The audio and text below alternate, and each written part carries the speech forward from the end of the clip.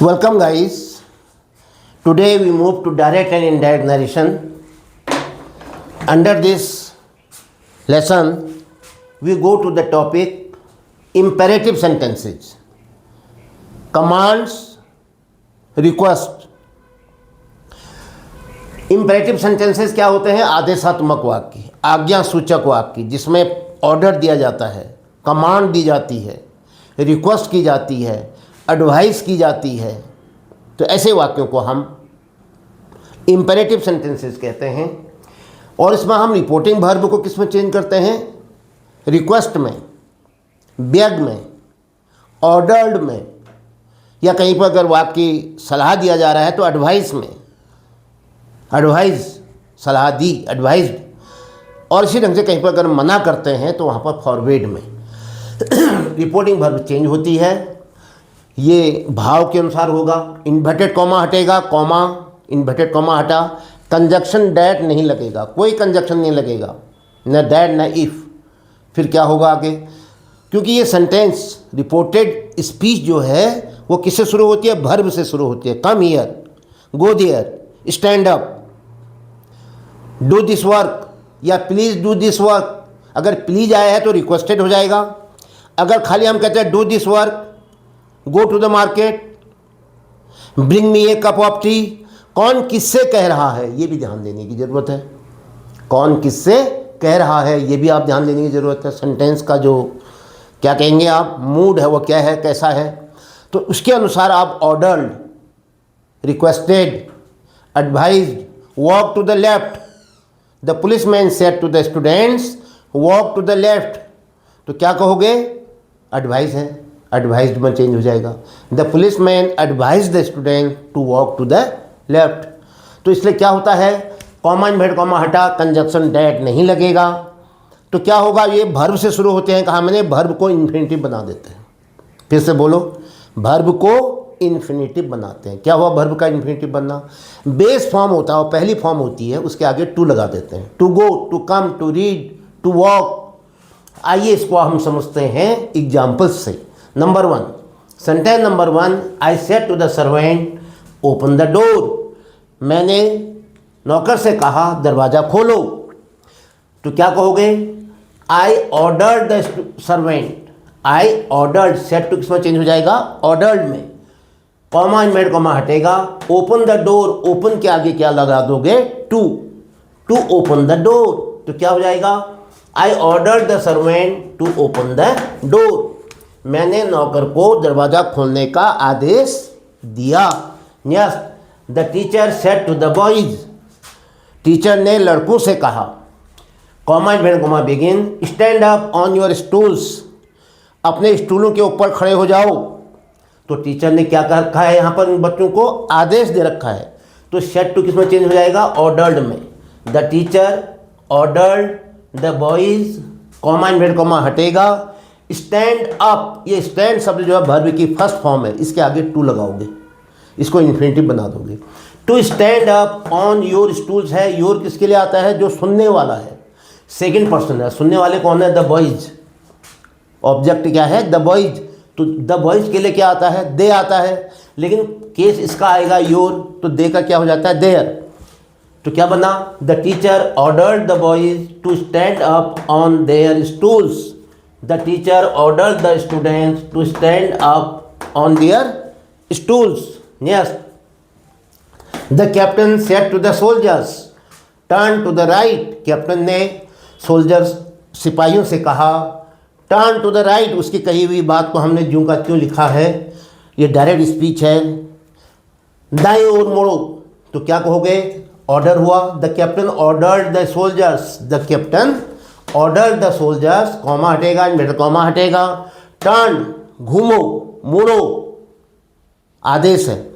ये first form है verb की, इसके आगे टू लगाओगे, जिसको हम कहते हैं इन्फिनिटिव बना दिया हमने। To turn to the right. The captain ordered the soldiers to turn to the right. Next, he said to me. उसने मुझसे कहा, please give me your pen. कृपया मुझे अपनी कलम दे दीजिए। जब आप कह रहे हो कि वुड यू प्लीज़, प्लीज़, तो हमने अनुमान लगा लिया ये तो भाई रिक्वेस्ट हो रही है। ये क्या हो रही है, रिक्वेस्ट हो रही है। तो प्लीज़ हट जाएगा, जो प्लीज़ शब्द है ये हट जाएगा और शेड टू बदल जाएगा किसमें, रिक्वेस्टेड में। फिर प्लीज़ नहीं आएगा तो क्या हो जाएगा, ही रिक्वेस्टेड मी, कॉमा इन्वर्टेड कॉमा हटा, प्लीज़ भी हट गया, ये गिव बचा। गिव वर्ब की फर्स्ट फॉर्म है, इसके आगे क्या लगा दोगे, टू। इसको क्या बना दोगे, इन्फिनेटिव। टू गिव मी कह रहा है, मुझे दे दो। मी क्या होता है, फर्स्ट पर्सन का ऑब्जेक्टिव केस है। चलो फर्स्ट पर्सन है, फर्स्ट पर्सन चेंज होता है बोलने वाले के अनुसार। बोलने वाला कौन है, स्पीकर कौन है, ही। या ऐसे कहो या कहो first person changes according to the subject. Subject कौन है, ही, बोलने वाला, स्पीकर। तो ही के लिए क्या हो जाएगा, टू गिव मी का क्या हो जाएगा, अरे ही का ऑब्जेक्टिव क्या हिम होता है, to give him. To give him your pen, अपनी कलम। अपनी का मतलब किसका हुआ, सेकंड पर्सन। सेकंड पर्सन है तो सेकंड पर्सन किसके अनुसार चेंज होता है, ऑब्जेक्ट के अनुसार। ऑब्जेक्ट का मतलब सुनने वाला। किससे कही जा रही है बात, ही ने किससे बात की, मी से, मुझसे बात की, आई से बात की, कह सकते हो। तो आई का मी ऑब्जेक्ट, आई नॉमिनेटिव, मी ऑब्जेक्टिव। अब ये कहता है योर, योर का मतलब होता है positive case. I mean my, I mean my. तो क्या हो जाएगा, ही रिक्वेस्टेड मी, प्लीज हट गया, कॉमा इन्वर्टेड कॉमा हट गए, टू गिव हिम, मी बदला, सब्जेक्ट बोलने वाले के अनुसार। उसने कहा ना मुझे दे दो, बोलने वाला कह रहा है मुझे दे दो, तो बोलने वाला ही है, तो हम कहेंगे हम नहीं कहेंगे मुझे, मुझे तो मैं अपने लिए हो जाएगा। टू गिव हिम कहेंगे हम, उसको दे दो।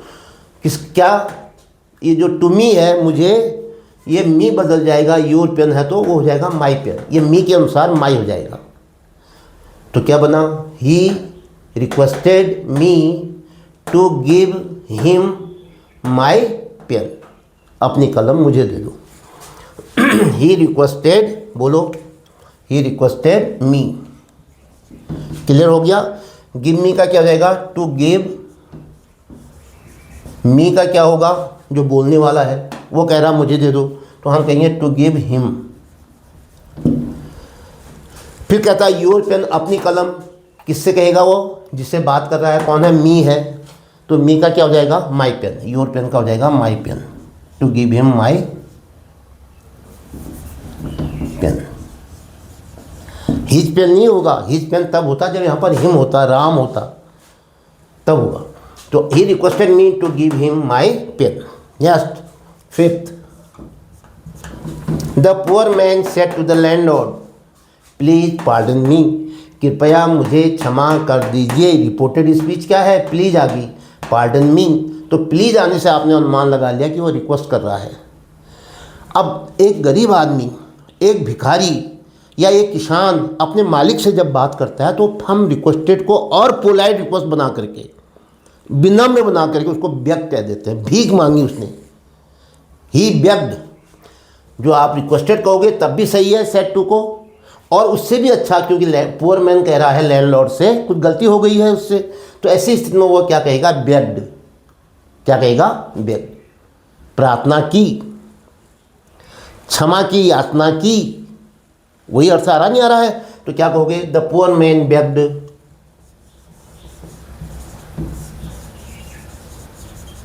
The poor man bagged, BEGGED।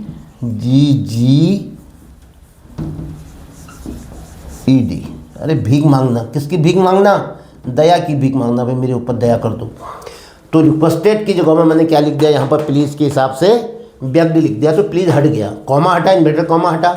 अब पार्डन शब्द क्या होता है, क्षमा कर दीजिए, क्षमा कर दिए, तो ये पहली फॉर्म है वर्ब की, तो इसको आप टू लगा दो, इसके आगे से इन्फिनिटिव बना दो, टू पार्डन।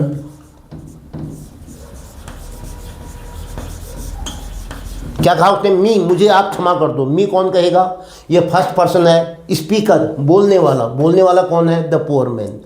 तो क्या कहोगे, द पुअर मैन के लिए क्या आता है, ही आता है, और ये मी ऑब्जेक्टिव केस है, केस इसका ही रहेगा, तो इसलिए क्या बनेगा, ही का हिम, टू पार्डन हिम। उसे क्या, दया की भीख दे दी जाए। द पुअर मैन बेग्ड, और वो टू द लैंडलॉर्ड भी कहना था मुझे, लो, begged the landlord, begged the landlord. Landlord कौन होता है, जमींदार। और फिर क्या कहोगे, पार्डन के आगे क्या लगाओगे? To pardon. प्लीज़ हट जाएगा, क्योंकि प्लीज़ की जगह में आपने क्या लिख दिया? बेग्ड। ये रिक्वेस्टेड लिखते तब भी ठीक था, लेकिन रिक्वेस्टेड से भी ज़्यादा बड़ी रिक्वेस्ट है begged. The poor man begged the landlord to pardon him. ये थे आज कमांड्स, रिक्वेस्ट, एडवाइस, प्रपोजल वाले सेंटेंस। इनको हम इंपेरेटिव सेंटेंस या आदेशात्मक वाक्य कहते हैं। इसमें वर्ब को हम इन्फिनिटिव में चेंज करते हैं, कंजक्शन कुछ नहीं लगता है, समझे। और रिपोर्टिंग वर्ब चेंज होती है रिक्वेस्टेड में, ऑर्डर्ड में, एडवाइज्ड में, बेग्ड में, कभी कभी आप देखोगे आगे को सजेस्टेड, ठीक है, प्रपोज्ड टू। तो इसके साथ ही आज की ये एक्सरसाइज यहीं पर समाप्त होती है, ये वीडियो यहीं पर समाप्त हो जाता है। जय हिंद।